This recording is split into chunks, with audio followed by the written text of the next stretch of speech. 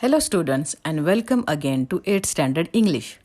I am Mrs. M.R. Borse from Gokli Education Society's HL High School Marathi Medium. Students, in the last chapter, that is 3.1, it was a poetry named Why. In that poetry, a boy was continuously eager to know something, and so he was continuously asking the questions, why this and why that. I have given some assignments also in that video. I hope that you might have solved that assignment and showed it to your respective English subject teacher. I hope you all must be doing your homework. Now children, before begin the new topic, that is 3.2, the Song of Songs, we will first see the chit-chat section. Now, in the chit-chat section, some questionnaire is given. We will see one by one. Now, since the title itself shows what it is based on, song. So, the questions are also based on songs. Now, let us see which one is the first question. The first is, do you like to listen to the music or songs? Yes, of course. All of us like to listen to music or songs. Next is, what type of song do you sing? म्हणजे तुम्ही कुठल्या प्रकारची गाणी गाता. आता गाणी गायला प्रकार म्हणजे कसं की बिकॉज तुम्ही आता छोटे आहात तर तुम्हाला फिल्मी सॉंग्सच आवडणार. इवन आमच्यासारख्यांना सुद्धा सिनेमातली गाणी गायला आवडतात. सो प्रत्येकाला हिंदी बॉलिवूड किंवा मराठी चित्रपटसृष्टीतली गाणी म्हणायला आवडतात. Third is, who is your favorite singer? तुमचा आवडता गायक किंवा आवडती गायिका कुठली आहे? आता हे तर प्रत्येकाचा प्रवाह असू शकतो. प्रत्येकाची चॉईसही वेगळी असू शकते. तुला जे आवडेल ते मला आवडेल असं नाही होऊ शकत. प्रत्येकाला वेगवेगळे सिंगर्स आवडत असतात. सो तुमचं कदाचित आता तुम्ही नवीन जनरेशनचे आहात तर प्रत्येकाला अरिजित सिंग हा गायक आवडतो कारण त्याचे सध्याची गाणी खूप छान आहेत. काही गाणी मी पण ऐकते, चांगली वाटतात ती. सो तुम्हाला कदाचित तो आवडत असेल. मला मात्र लता मंगेशकर आवडतात. Wien do you sing? तुम्ही कधी गाता? आता गायला काही वेळ काळ लागत नाही. मूड बन गया गा दिया. रस्त्याने चालतानाही आपण गातो, शाळेत जातानाही तुम्ही गाणी म्हणत चालतात, हो की नाही? किंवा सकाळी सकाळी बोर झालं अभ्यासाला तरी तुमच्या मनात गाणं आलं तर तुम्ही गाणं गातात. संध्याकाळी खेळत असताना एखादी ट्यून आठवली तुम्ही तेव्हाही गातात. सो गायला काही अशी वेळ काळ नसते. तुम्हाला जेव्हा आवडेल तेव्हा, जेव्हा तुमचा मूड असेल तेव्हा आपण ते गातो.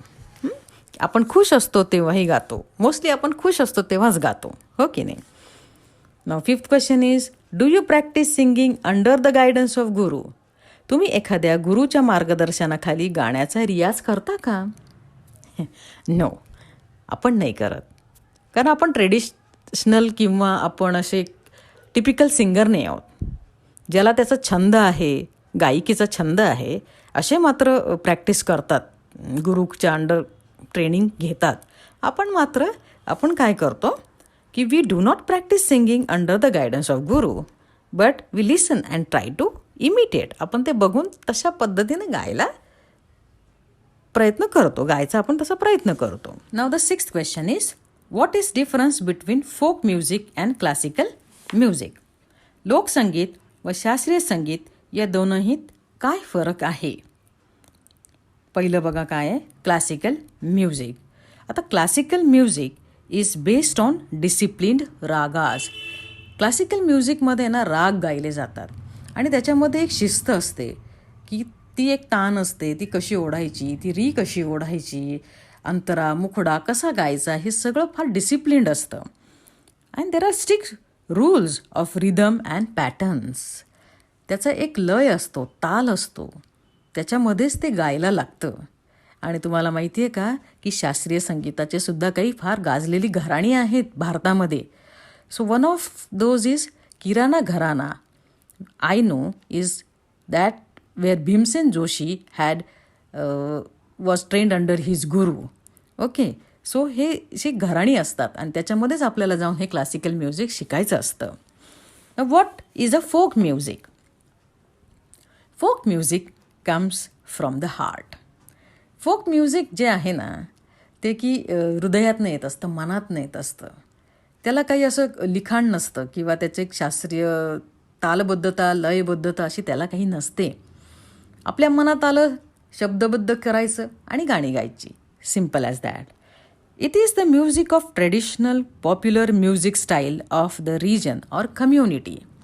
आता हे प्रत्येक राज्याचं किंवा एखाद्या कम्युनिटीचं एक टिपिकल स्टाईल असते फोक म्युझिकची. आता for example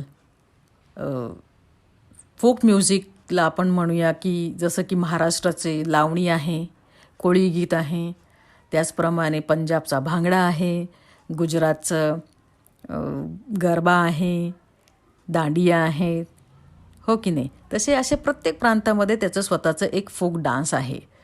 so this is the difference that you have to understand the difference between the folk music and the classical music.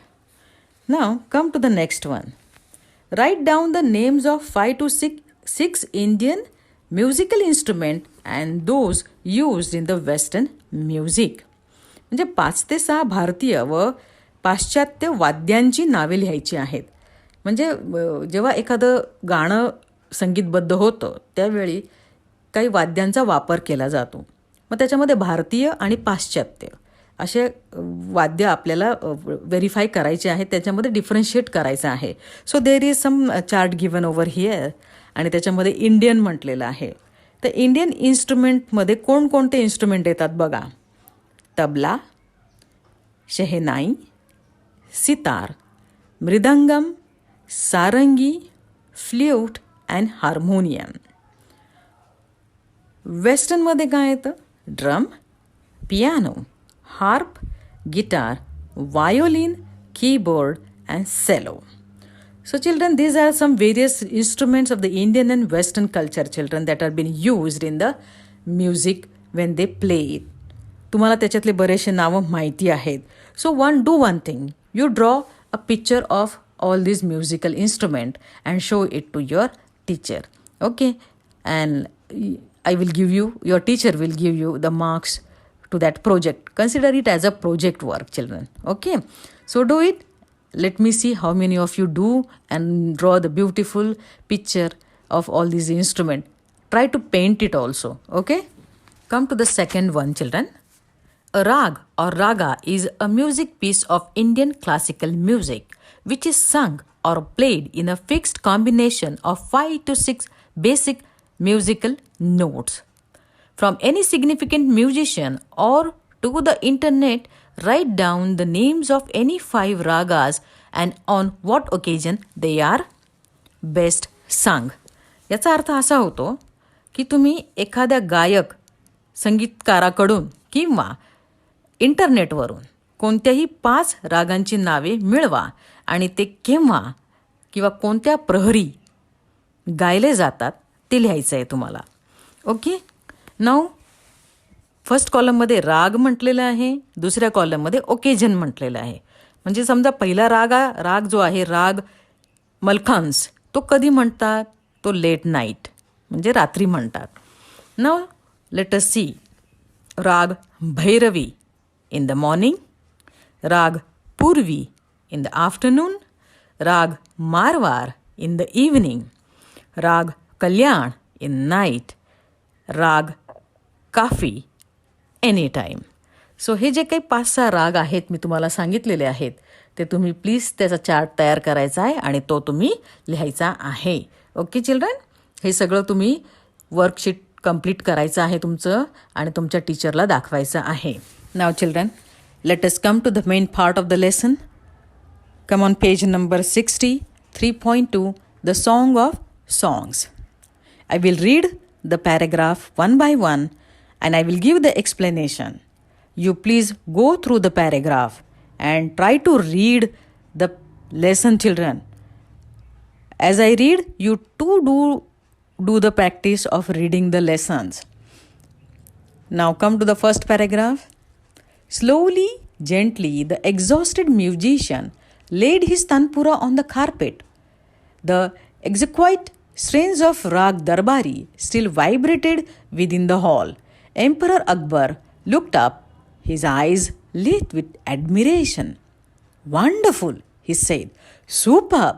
I listen to you every day, but I can't seem to have enough." Tansen bowed in silent gratitude. "I think you have the most wonderful voice in the world," said Akbar. "But I don't, Shahenshah," said Tansen with a smile. "There is someone who sings far better than I do." "Really?" cried the disbelieving Akbar. "Then I must have him sing in my court. Can you arrange it?" Tansen shook his head. "I am afraid he will not come, sir." Now this is the story of Akbar and Tansen. As you know, that Emperor Akbar had 9 gems in his court. नवरत्न ज्याला आपण म्हणतो. अकबराच्या दरबारामध्ये नवरत्न होते. त्यापैकी तानसेन एक. अत्यंत उत्तम गायक होता हा तानसेन. आणि त्याची गायकी सर्वदूर पसरलेली होती. तुम्हालाही माहिती आहे. तानसेन अत्यंत उत्कृष्ट गायक होता आणि त्यानं स्वतःची कारकीर्द त्या काळात गाजवली होती त्याच्या गायकीनं. आता हा जो सीन आहे तो त्याच्या दरबारातला आहे आणि तानसेन गात होता. सावकाश हळुवारपणे त्या दमलेल्या संगीतकारानं आपला तनपुरा जो आहे तो खाली गालिच्यावर ठेवला आणि तो कुठला राग गात होता? राग दरबारी. आणि तो इतका अप्रतिम गात होता की त्याचं गाणं थांबूनही जणू काही ती ध्वनी जी आहे ती अजूनही दरबारामध्ये पसरलेली होती. ते कधी कधी होतं बघा, आपण एकदम असं गुंगून जातो. तो इतकं सुंदर गायलेलं असतं की त्याच्या धुंदीमध्ये, त्या गाण्याच्या लहरींमध्ये आपण गुंग होऊन जातो आणि आपल्याला समजतही नाही की त्याचं गाणं संपलेलं आहे, तरी पण ते आपल्या आवाज कानामध्ये घुमत असतं. त्याच पद्धतीनं तो आवाज अजून पण दरबारामध्ये घुमत होता. अकबर बादशाने वर पाहिले. त्याच्या डोळ्यात कौतुकाचे भाव तरळत होते आणि तो काय बोलला माहिती आहे का? "अप्रतिम, अत्युत्तम." ते पुढे म्हणाले, "तू तर रोजच गातो रे, पण तरीही माझं काही समाधान होत नाही तुझ्या गायकीनं." And Tansen bowed in silent gratitude. What is the meaning of gratitude?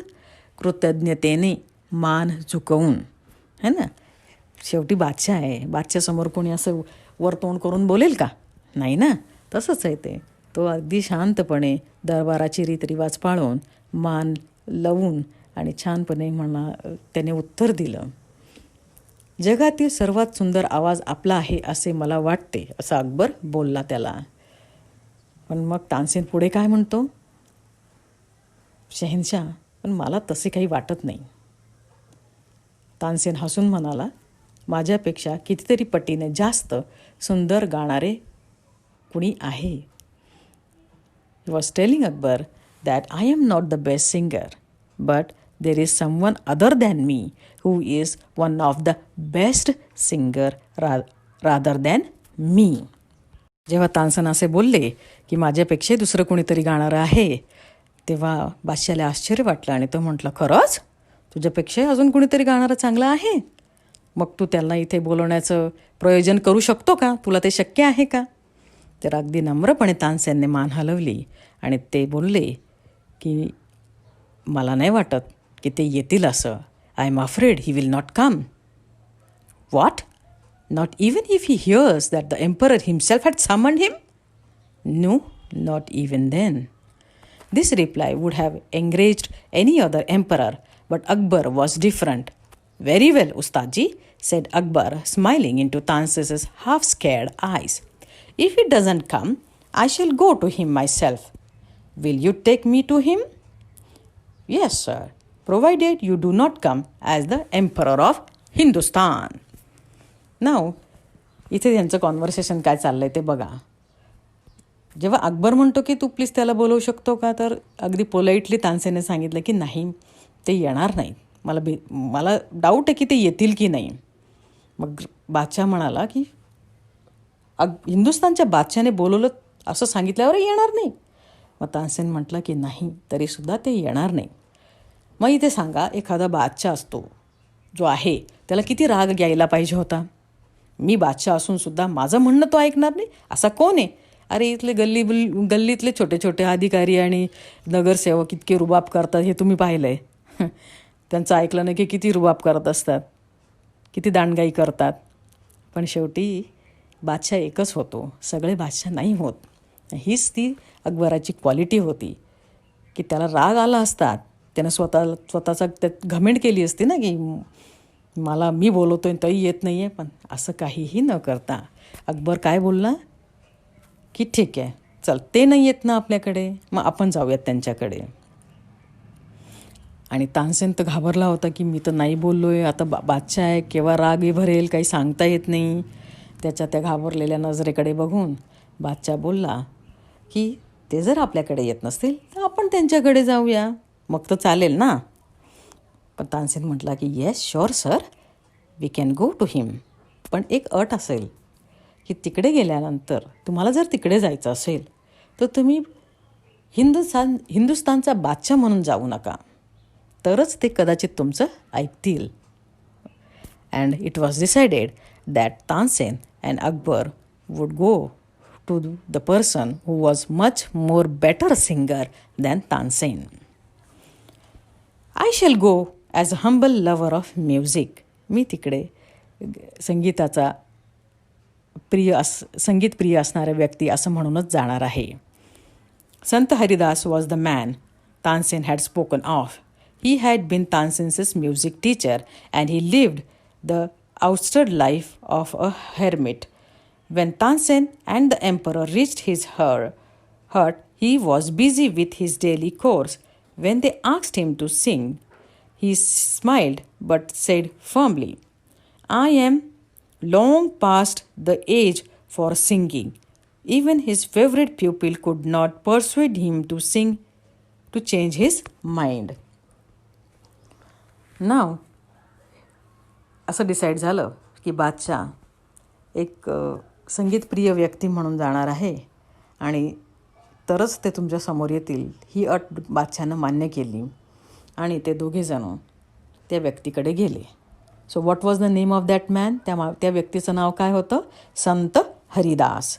आणि हे जे संत हरिदास होते, he was Tansen's music teacher. हे बघा, कुठलंही काम तुम्ही हातात घ्या, गुरुशिवाय त्याला पर्याय नाही.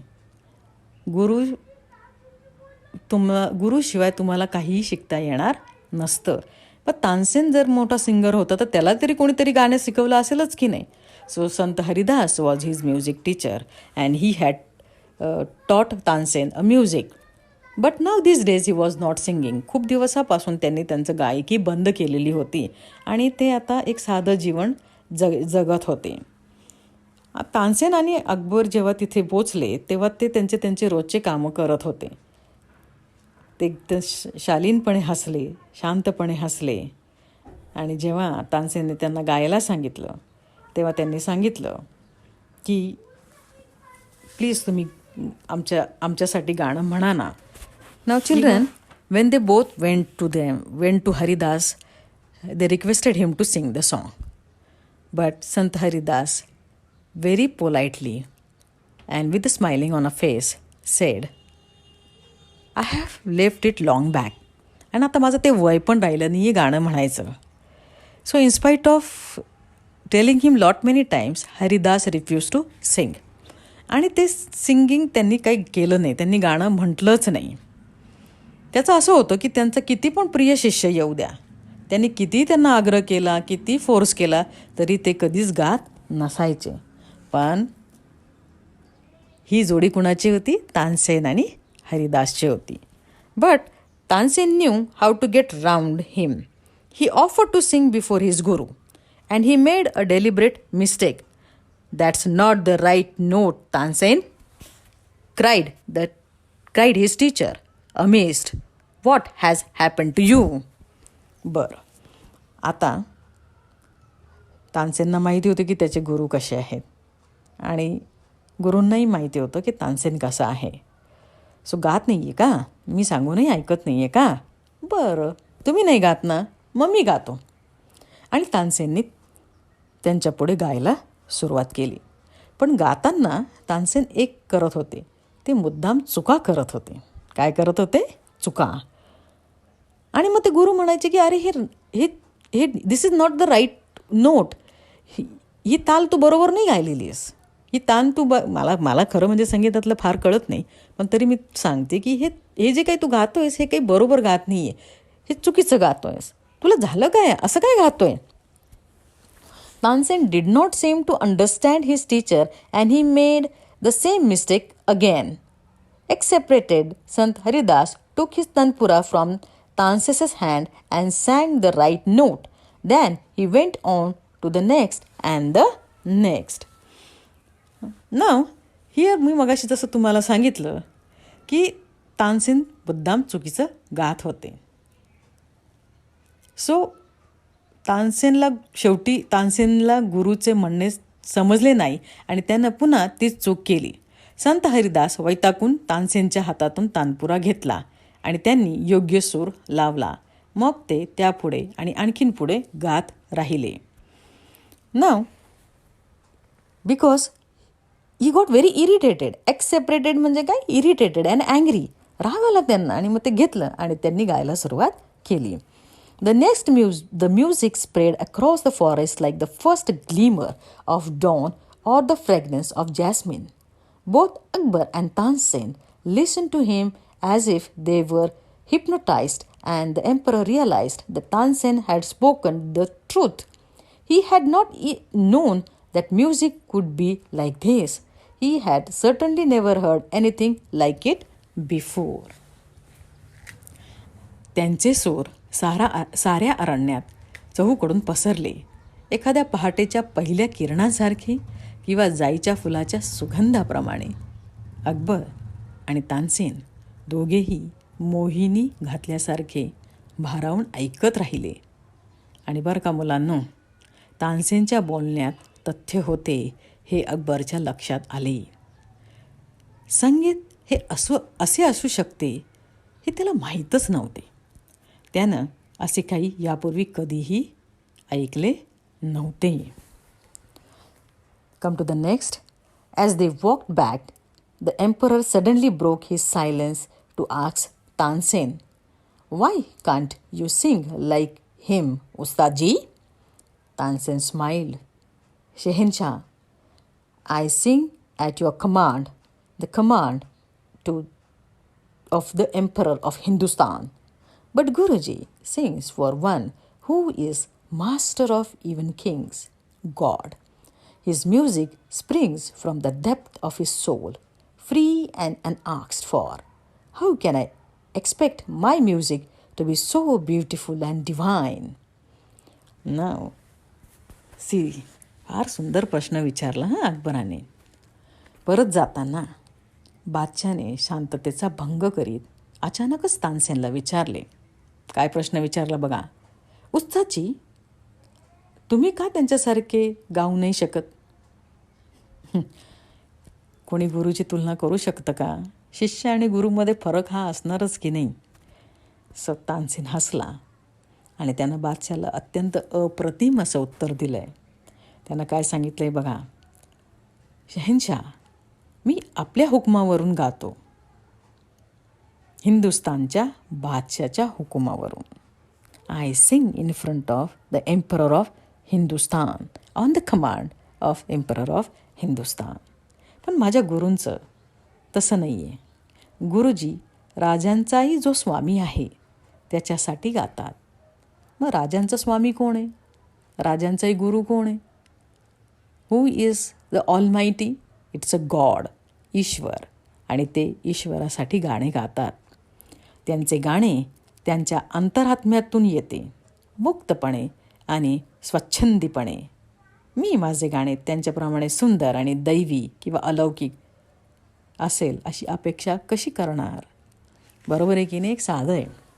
कसं असतं की आपण एखाद्याच्या हुकम्याचे ताबेदार असतो. मग एखाद्याच्या हुकमेचे ताबेदार असल्यानंतर आपण स्वच्छंदीपणे आणि अलौकिकपणे ते गाऊ नाही शकत. मुक्तपणे किंवा स्वच्छंदीपणे नाही गाऊ शकत, कारण त्याचं कुणाचं तरी, कारण त्याच्यावर बंधनं असतात. पण जो मुक्त असतो, स्वच्छंदी असतो, त्याचा जो सूर लागतो तो अप्रतिम असतो आणि त्याचे गुरु हे देवाच्या स्वाधीन होते, ते एखाद्या बादशाच्या स्वाधीन नव्हते. So was a fantastic answer given by Tansen to the emperor, children. Now, here we have completed the lesson, children.